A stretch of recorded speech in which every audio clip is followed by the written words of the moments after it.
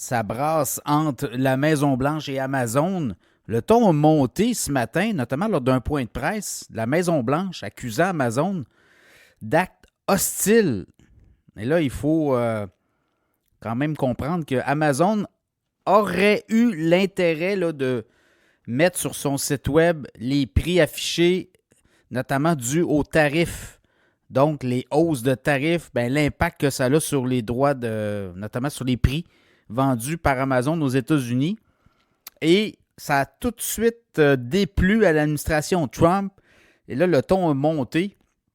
Et là, finalement, on a demandé, Donald Trump aurait demandé à Jeff Bezos d'intervenir personnellement afin que Amazon n'affiche pas les prix, notamment liés aux droits de douane, les augmentations de prix. Ce qu'on voulait faire, c'est détailler de façon claire, nette et précise les coûts liés à l'importation pour les produits et que ça aurait donné l'information aux clients d'Amazon. Alors, tout de suite, on a évoqué là, la possibilité qu'Amazon collabore justement avec la Chine et qu'on était, on était des partenaires notamment du président chinois. Donc, ça a levé quand même, ça a fait brasser pas mal de choses. Et là, par la suite, Amazon est revenu pour dire, écoutez, c'est un projet qui est à l'étude, ça ne s'est pas rendu plus loin, il n'y aura pas d'informations liées aux tarifs sur le site d'Amazon, c'est-à-dire qu'il n'y aura pas de données, on ne publiera pas les montants liés à la hausse des prix liés aux tarifs, parce que là, on a commencé à monter les prix. Il y a des fournisseurs d'Amazon qui ont commencé à indiquer que ça avait un impact, évidemment, des tarifs de 125, 145 % de part et d'autre. Il y a un impact réel. Et là, on voit les fournisseurs chez Amazon commencer à monter leurs prix. Donc, on voulait l'expliquer.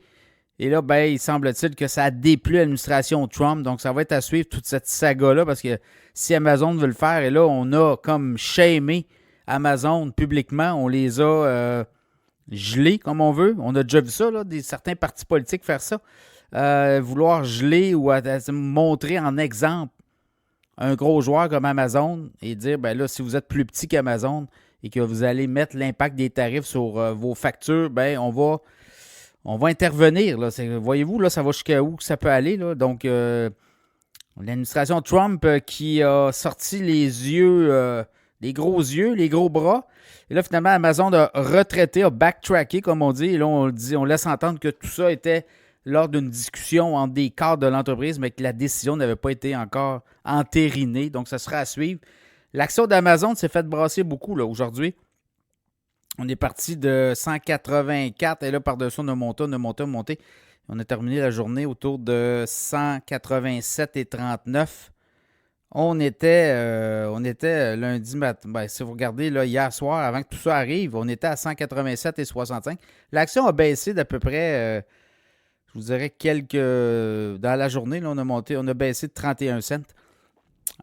Et, si vous regardez les analystes, au niveau d'Amazon, titre à surveiller, évidemment. Titre qui s'est fait brasser beaucoup, là, comme tous les autres titres américains.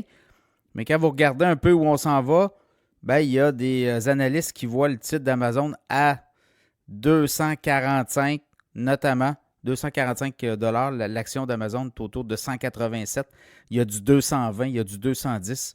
Donc, Amazon a un titre qui pourrait gagner au cours des prochains trimestres. Je regarde le profit net au dernier trimestre, 20 milliards de profit net sur un chiffre d'affaires de 187,8 milliards.